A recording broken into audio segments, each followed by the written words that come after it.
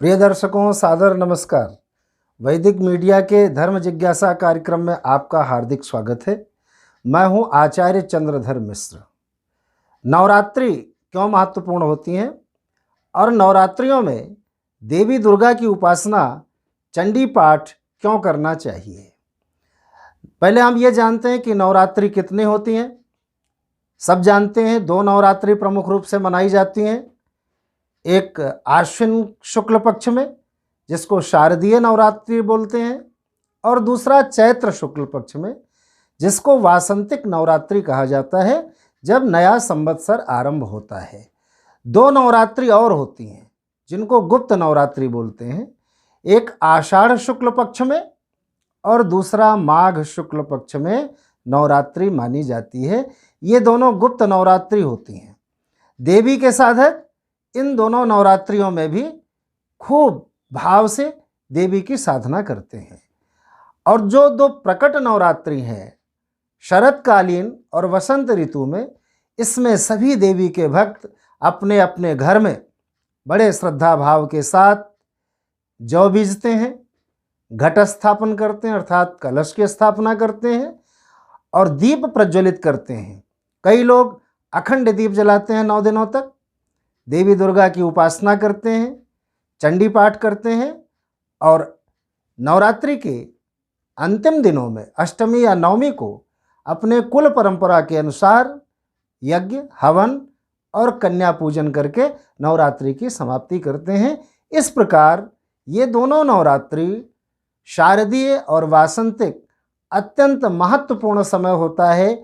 ये दिव्य रात्रियां देवी के साधकों के लिए बहुत पुण्य फल प्रदायक होती हैं, मनोकामनाओं को पूर्ण करने वाली होती हैं। ये दोनों प्रमुख नवरात्रि के पर्व जब ऋतु परिवर्तित हो रहा होता है तब होती हैं। शारदीय नवरात्रि वर्षा ऋतु व्यतीत होती है और शरद का आरंभ होता है तब आती है। ये रात्रि का पर्व है, इसीलिए इसको नवरात्रि बोला गया है।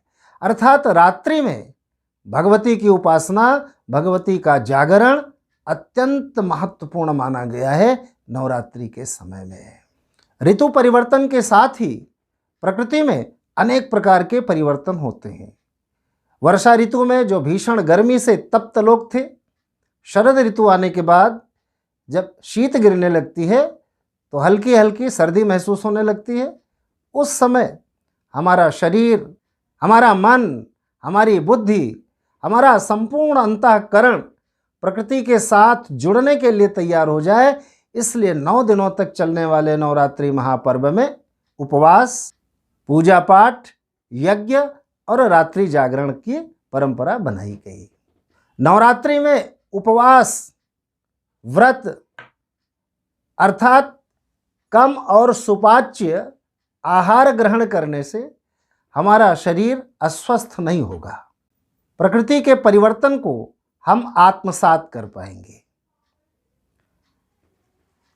उपासना करने से हमारा मन, हमारी इंद्रियां प्रकृति के साथ जुड़कर हम शांति का अनुभव करेंगे, अच्छे कार्य के प्रति संकल्पवान बनेंगे।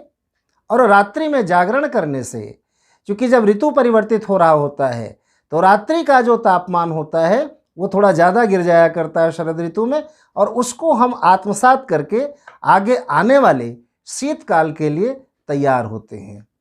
अर्थात हमारा तन और हमारा मन दोनों नवरात्रि में उपासना करके, साधना करके, व्रत करके अपने आप को तैयार करता है कि हम आगे ऋतु परिवर्तन को पूर्णतया शरीर के माध्यम से, मन के माध्यम से आत्मसात करके प्रकृति के साथ जुड़कर अच्छे कर्म कर सकें।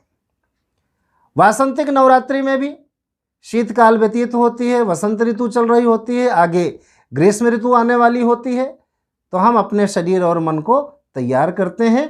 यह तो प्रकृति के साथ जुड़ने का एक उत्सव है।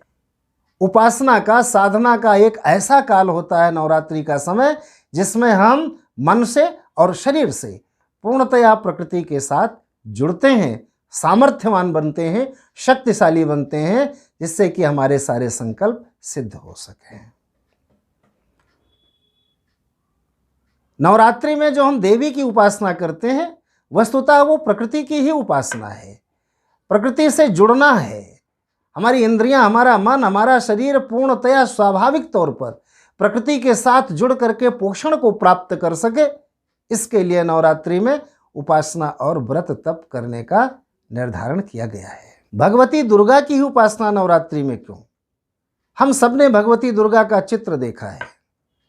भगवती सिंह पर सवार है, 8 हाथ हैं, 6 हाथों में माता ने शस्त्र ले रखे हैं, 1 हाथ में कमल का पुष्प है और 8वां हाथ वरद मुद्रा का है। सीधा सीधा अर्थ है कि जो प्रकृति के 6 विकार हैं, काम, क्रोध, लोभ, मोह, अहंकार और ईर्ष्या, इनको हमें विवेकपूर्वक ज्ञान के माध्यम से काटना चाहिए, कम करना चाहिए। तो भगवती के जो 6 हाथ हैं, 6 हाथों में जो शस्त्र हैं, वो कहते हैं कि शस्त्र के समान शक्तिशाली बन करके, आत्मनियंत्रण करके, इंद्रियों पर नियंत्रण करके, मन का निग्रह करके 6 विकारों को दबाना चाहिए। उनके वशीभूत नहीं रहना चाहिए। विकारों से ऊपर उठकर अपने कर्तव्यों का पूर्णतया पालन करे। सिंह जो है धर्म कर्म का प्रतीक है। धर्म में जीवन व्यतीत करे, निरंतर कर्मरत रहे, ऐसे व्यक्ति का जीवन कमल के समान बनेगा और उसको प्रकृति की पूर्ण कृपा प्राप्त होगी। ये आध्यात्मिक स्वरूप है भगवती दुर्गा के चित्र का, मूर्ति का। प्रकृति की ही पूजा नवरात्रि में माता दुर्गा के माध्यम से हम करते हैं। 8 हाथ जो माता के हैं, 5 हाथ उनके प्रकृति के 5 तत्व और 3 हाथ सत रज तम, इन 3 गुणों के प्रतीक भी हैं। अर्थात संपूर्ण प्रकृति जो नवरात्रि में माता दुर्गा की साधना करते हैं, व्रत, जप, पाठ, पूजा, यज्ञ, हवन इत्यादि करते हैं, प्रकृति उनका संपूर्ण रूप से पोषण करती है। उनकी मनोकामनाएं पूर्ण होते हैं, उनके संकल्प शुभ हो जाते हैं और किसी भी प्रकार नकारात्मक विचार और जीवन से नकारात्मकता दूर चली जाया करती है। तो अब प्रश्न है कि नवरात्रि में उपासना किस प्रकार किया जाए। दुर्गा सप्तशती में 13 अध्याय हैं, 700 श्लोक हैं, 3 चरित्र हैं। प्रथम चरित्र महाकाली के लिए, दूसरा चरित्र अर्थात द्वितीय, तृतीय और चतुर्थ अध्याय महालक्ष्मी के लिए, और पंचम अध्याय से त्रयोदश अध्याय तक, 13वें अध्याय तक महासरस्वती के लिए उत्तम चरित्र माना गया है।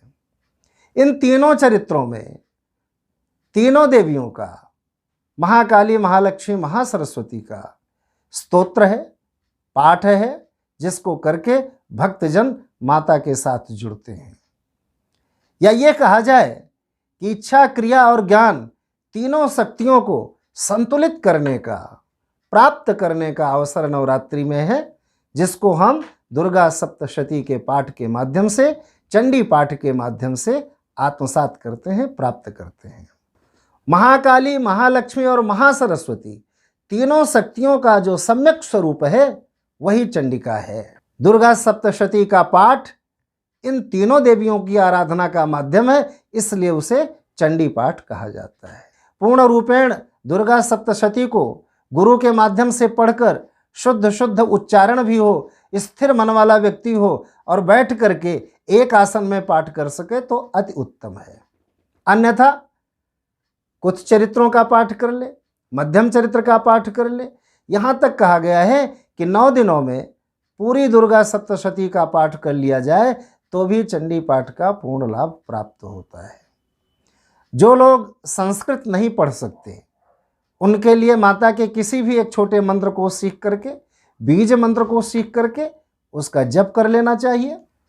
दुर्गा चालीसा का पाठ कर लें या हिंदी में दुर्गा सप्तशती पढ़ लें। बहुत लोग केवल कवच और गला कीलक का पाठ कर लेते हैं। कुछ लोग 32 नामावली भगवती दुर्गा के हैं, उनका पाठ कर लेते हैं। कुछ लोग हिंदी में काव्य पाठ करते हैं दुर्गा सप्तशती का और उसका भी उन्हें पूर्ण लाभ होता है। अर्थ यह हुआ कि माता की उपासना किसी भी प्रकार की जाए, भाव उत्तम होना चाहिए। देवी के प्रति माता का भाव रख करके जिस प्रकार भूखा बालक अपनी माता को पुकारता है, उसी प्रकार आर्त स्वर में माता की उपासना प्रार्थना करते समय माता से हमेशा बालक की भांति प्रार्थना करते रहना चाहिए। इसीलिए शंकराचार्य जी ने लिखा है कि कुपुत्रो जायेत क्वचिदपि कुमाता न भवति। किसी भी प्रकार से माता की उपासना करने से माता प्रसन्न होती है, वरदान देती है। अपने पुत्र के प्रति माता कभी भी स्नेह कम नहीं करती, कुमाता नहीं हो सकती। भगवती प्रसन्न होकर के धन, पुत्र, उत्तम मति और शुभ गति प्रदान करती हैं, इसमें संशय नहीं है। तो नवरात्रि का पावन पर्व आप सबके लिए शुभ हो, मंगलमय हो। देवी की कृपा आप सबके ऊपर बनी रहे। बहुत बहुत धन्यवाद। वैदिक मीडिया को लाइक, शेयर और सब्सक्राइब जरूर करें। सादर नमस्कार। जय माता की।